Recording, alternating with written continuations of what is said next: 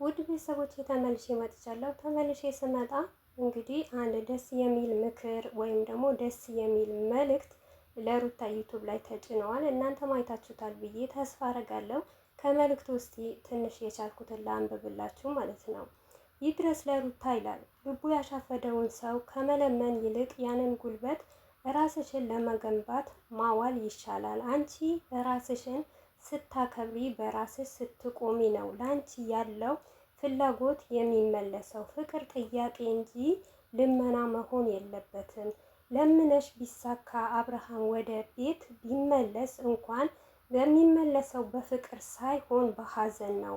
በበረሃ ላይ የተሰራ ግንኙነት ደግሞ ጭቅጭቅና ንቀት ያጋልጻ ነው ይላል። እንግዲህ ውድ ቤተሰቦቼ እኔ ብዙም ማንበብ ስላልተመቸኝ ነው፣ ግን ሁላችሁም ገብታችሁ ማንበብ ትችላላችሁ። በጣም ደስ የሚልና በጣም ጥሩ መልእክት ነው ማለት ነው።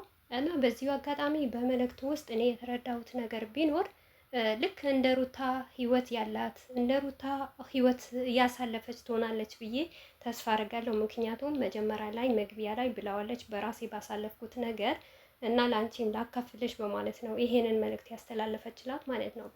ግን ምን አለ መሰላችሁ ውድ ቤተሰቦቼ አንዳንዴ ይሄንን ነገር በመፈጠሩ ማለት ነው እውነት መልካም ነው። ለምን እንደሆነ ታውቃላችሁ?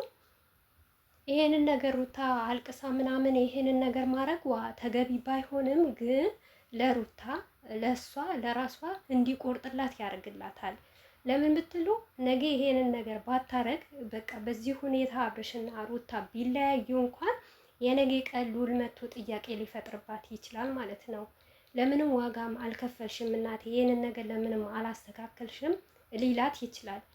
ለዚህም አንድ ጥያቄ ይሆናታል ማለት ነው። ሁለተኛ ነገር ደግሞ እኔ የተረዳሁት ነገር ቢኖር ማለት ነው ውድ ቤተሰቦች እኔ እንጃ እኔ ከእናንተ ባልሻልም እንኳን እስቲ የእናንተ ሀሳብ በዚህ ነገር እውነት ትክክለኛ ነገር ይሁን እንኳን ቢባል ሩታ ይቆርጥላታል። ነገ የሆነ ነገር ቢፈጠር እንኳን የሆነ ነገር አደጋ ላይ ብትደርስ እንኳን ያንን ነገር እንዲጸጽታት አትሆንም። በቃ ለምን ያኔ እንደዚህ ያላረኩም ለኔ እሱ ሲያጠፋ እኔ ወደ ራሴ ለመመለስ ለምን አልሞከርኩም የሚባል ነገር ጥያቄ አይፈጥርባትም። ለምን አሁን ስላረገችው ማለት ነው፣ አሁን ስለሞከረችው ማለት ነው። ነገ እንኳን አላ ምንም ነገር አይፈጠርና በአብርሽ ህይወት ላይ ደግሞ የሆነ ነገር ቢፈጠር ሩታ ራሷን ልትቆስ ወይም ደግሞ ራሷን ለምን ያንን ነገር እኮ እኔ ባስተካከል ኖሮ ይስተካከል ነበር፣ ለአንዴ እኮ እድል ብሰጠው እኮ አብርሽ እኮ ሊመለስ ይችል ነበር ብላ በራሷ ምንም አይነት ጥያቄ አትፈጥርም። ለምን አሁን ሞክራለች፣ አሁን አልቅሳለች፣ አሁን ተለማምጣለች። ልጃችን በቃ ያለፈ ነገር አልፈዋል። አንተም በድለኸኛል፣ እኔም በድያለሁ። በነገራችን ላይ እዚህ ጋር ያው አንድ ሰው ሲበድላችሁ ማንኛውም ሰው ዝም ብሎ ቁጭ ብሎ አያይም። አብርሽ በመጀመሪያ ደረጃ በደላት። ያንን ደግሞ በመበደል እሷም እኔም እንዳንተ ማረግ እንደምችል ብላ ነው አንዳንድ ነገሮች የተፈጠሩት በሩታ በኩል ማለት ነው። ግን ያንን ነገር ስላረኩኝ ይህንን ነገር ትተን ሁለታችንም እንግዲህ በአዲስ መንፈስ በአዲስ ነገር ህይወታችንን እንቀጥል፣ ልጃችንን እናሳድግ ስትለው እምቢ ስላላት የነገ ቀን እመኑኝና እውነት የፈለገ ነገር ቢሆን ይሄንን ነገር ለሩታ ጥሩ ነው። ምክንያቱም ምላሽ አላት፣ መረጃ አላት። ነገ ልጃቸው ራሱ እናቴ አንቺ እኮ እንደዚህ ነበርሽ፣ አንቺ ያን ጊዜ አርግዘሽ እንደዚህ ሆነሽ እኔን በሆድሽን ይዘሽ እንኳን ብዙ ነገር ስትታገይ ብዙ ስታለቅሺ ያንን እንባ ሁሉ ስታረግፊ ታግለሽ እኔ ከመጣው በኋላ እንኳን ለእኔ ስትይ ብዙ ዋጋ መክፈል ነበረብሽ ብሎ ሊጠይቃት ይችላል። ያንንም ነገር እንዳይፈጠር ይሄ ነገር ስለተከሰተ እኔ ሩታ ለምን አለቀሰች አልልም፣ ለምንም ለመነችው ማለት ነው።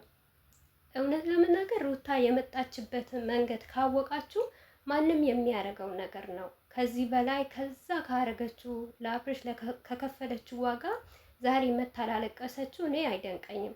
ትላንትናም አልቅሳለች፣ ትላንትናም ብዙ ነገር ትታለች። ትላንትናም እንኳን ራሱ እኛ ሩታ ተመርቃ ትልቅ ደረጃ አብርሽን ነበር የዛሬ 2 ዓመት እንደዛ ተመርቃ ሩታ ትምህርቷን ትጨርሳለች የሚል ልጅ ነበረ። አብርሽ ወደ ኋላ ሆናችሁ ቪዲዮውን ከተመለከታችሁ ማለት ነው። እኛ ራሱ በቃ ሩታ ትልቅ ደረጃ ደርሳ ተመርቃ በቃ ቤተሰቦቿ ደግሞ በትምህርቷ በጣም ነው የሚወዳት። በቃ ትምህርት እንድትጨርስና እንድትመረቅ ነበረ የነሱ ፍላጎታቸው ማለት ነው። ሩታ ራሱ አብዛኛው ጊዜ ጥያቄ ስትጠየቅ ምላሽ ምን ነበረ? በቃ ቤተሰቦቼ ትምህርቴ እንድጨርስ ነበረ የሚፈልጉት፣ ያንን ነገር ማሳካት እፈልጋለሁ ስትል ነበረ። ያንን እንኳን ትታ ዛሬ አልሐምዱሊላህ የልጅ እናት ሆናለች ማለት ነው። ከአብርሽ ያተረፈችው ልጅ ነው እንጂ ሌላ ነገር እኔ ምንም ያተረፈች ነገር የለም። ብዙዋችሁ ታውቁታላችሁ ማለት ነው። ግን ለዚህ ነገር ሁሉ ያንን ነገር አሳልፋ ዛሬ መታ 2 ቪዲዮ አልቅሳ ስለሰራች እኔ ምንም ነገር አይመስለኝም። ባታለቅስ ደስ ይለኝ ነበር። ነገር ግን ይህንን ነገር ለሷ ጥሩ ነው። ለኋላ ወደፊቷ ሞር እንኳን እኔ እንጃ፣ ያው ህይወት ይቀጥላል አይደል? ውድ ቤተሰቦቼ መቼስ አብርሽ ሩታን ፈቶ እሱ ህይወቱ ያለ ህይወት አይኖርም። ሩታም ደግሞ ከአብርሽ ተለያይታ ሌላ ህይወት አትጀምርም ማለት አይደለም። ትጀምራለች። ያማረ ጥሩ የሆነ ነገር ልትጀምርም ትችላለች። ግን ለነገ ለህይወቷም ራሱ ከሌላ ሰው ግንኙነት እንኳን ስታረግ ህይወት ስትቀጥል ደግሞ በህይወት እኮ አብርሽ አለ እና ለአብርሽ እንኳን ያንን ዋጋ ሳልከፍል እንዴት ወደዚህ ህይወት ገባሁኝ እንዳትልም ለእሷ በጣም ትልቅ ትምህርት ነው፣ ካወቃችሁ ከገባችሁ ማለት ነው። ይህንም ስላችሁ ያው አብርሽና ሩታ ተለያይተው ማለት አይደለም። ግን እንደነሱና አሁን በተጻፈው መልእክት አይነት ለእሷ ጥሩ ነው። በቃ እንኳንም አለቀሰች። ለምን ብትሉ ምንም አይነት ጥያቄ አይፈጥርባትም።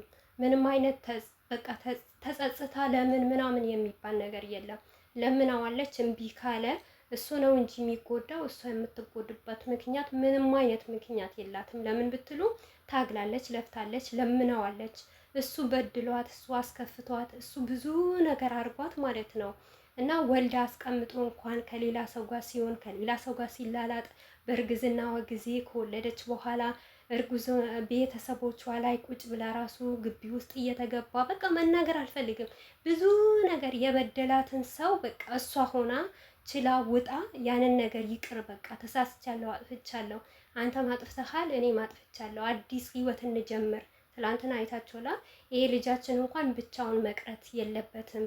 ደስተኛ ትሆናለህ፣ ሌላ እህትን ወንድምን ማምጣት እንችላለን፣ አሳይሃለሁ፣ ለአንዴ እንሞክር እያለችው ነበር። እሱ ደግሞ አይሆንም በቃ የራሴ ህይወት ሞቅ ጀምር ያለው ብሏት ነው የሄደዋ። እና ይሄንን ነገር እኔ እውነቴ ነው የምላችሁ ጥሩ ነገር ነው። ለምን ለሩታ ይሆናታል፣ ለሩታ ይጠቅማታል፣ ለወደፊቷ በቃ ምንም ነገር ብታረግ ምንም ነገር ብትኖር የአብርሽ ነገር ደግሞ አንድ ቀን ሊቆርጥላት ይችላል። ምክንያቱም አንድ ወንድ የሆነ ተፈላጊነት አለ፣ እኔ ወድጄ ያለው እኔ ያፈቀርኩ ሲባሉ ብዙዋቸው ደረታቸው የሚነፉ አሉ። ግን ሴትም ልጅ ደግሞ በዛው ልክ ከጠላችና ከደበራት ካስጠላት ከቆረጠች ቆረጠች ነው። ተመለሽ እንኳን ብትባል አትመለስም። ለምን ብትሉ እኔ በሩታ አይቼዋለሁ።